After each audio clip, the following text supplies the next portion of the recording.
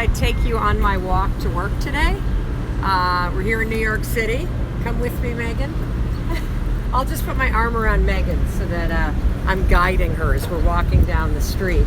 I'm Mel Robbins. I'm an international best-selling author. I am the host of the new syndicated talk show that's airing nationwide starting September 16th called The Mel Robbins Show. You're watching Coffee Talk. This is my daily broadcast. I'm managing Megan not falling into a grate over here. Wait for these people to go by. Maybe we'll just stop for a minute because I think Megan is going to fall into something. Then I'm going to end up at the hospital. See this thing right there? I don't want Megan to fall into that. So I'll start walking slowly. You got me? This Megan? is better. Okay, this is better. So you're watching Coffee Talk, which is my weekday broadcast where I bring you behind the scenes as we launch the show, and I share with you all the things that are working for me, advice that's working for me, stuff that I'm doing wrong, that I'm learning from, and I'm answering your questions. And today's question comes from Whitney, and I'm just going to kind of summarize this one because my phone died, so I can't really read it.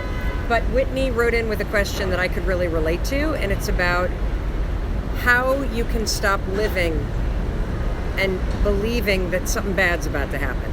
So Whitney's about to have a divorce finalized. In the last 3 years, she has made some really courageous moves and changes in her life.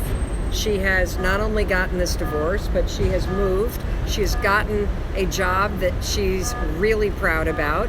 She has got a home that she's really excited about. She's building a new life.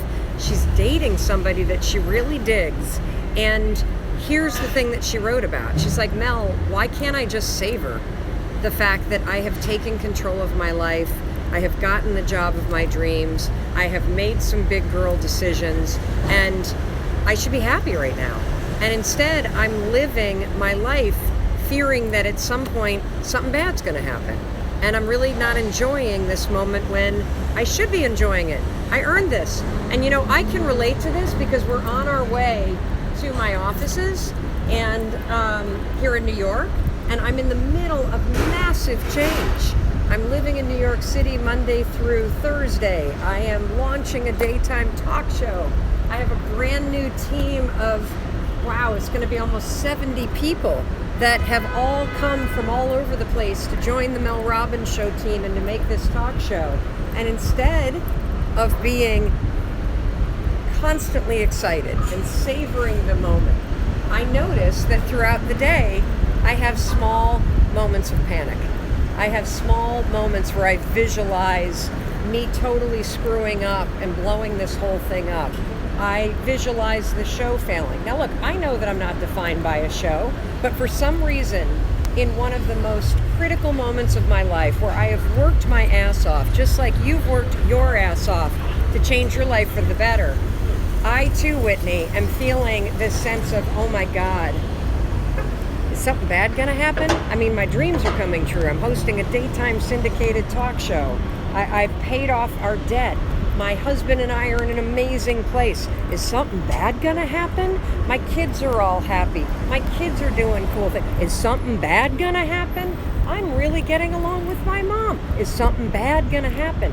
And I think that when you're the kind of person like me and like Whitney, who constantly look around and you feel like, I know things are good right now, but I better not enjoy it because something bad's gonna happen. I better be prepared for the worst.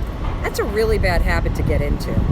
It really is. And so this advice is both for Whitney, it's for me, and it's for you. You have to develop a habit of slowing down. You have to develop a habit of savoring. Why are you looking at me like that? I'm enjoying it. I'm savoring the moment. I thought Megan gave me a kind of look. You have to develop the habit of slowing down. You have to catch the propensity and the pattern of expecting the worst. And you know where I think it comes from for me? Is it comes from a deep belief that I don't deserve it, that I'm not a good person, that I'm going to disappoint somebody. And that's the pattern that I'm always watching for, and I'm always working on spotting and breaking. And, it's sort of like a game of whack-a-mole. If you are afraid of disappointing people, if you're afraid that you're not good enough, you may catch that in one area of your life, but as your life gets bigger and as you change, it'll creep in other areas. And one way that those patterns where you don't think you deserve it, or you don't think you're good enough, or you're terrified of disappointing people comes into play is when you start to expect the worst. And so catch it. That's the first step. You can't break your pattern unless you see it. And then you're going to replace it. And what I'm going to start doing is I've got this little app on my watch. You can set it on your phone where every 3 hours it reminds me to breathe. And I notice the second that the alarm goes off, I've been holding my breath. And so you can set a little alarm in your phone. Megan's laughing. You can set a little alarm in your phone that just says savor.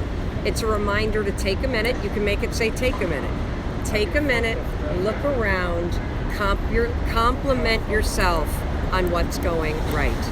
Because expecting the worst is something you taught yourself to do. Guess what? You can teach yourself to take a minute and to savor what's going right. And the more you force yourself to do it, the more it'll become a habit. All right, we got to run into the office. Thank you for watching Coffee Talk. In case nobody else tells you today in your family, I know people love you, but in case nobody tells you, let me be the one to tell you that I love you and I believe in you. And I believe in your ability to change the way you think and to change the little things that you do. And when you do that, your whole life will change. And for all the ladies in Indiana that are going to be at this massive conference I'm speaking at tomorrow in Indianapolis, I can't wait to see you tomorrow morning.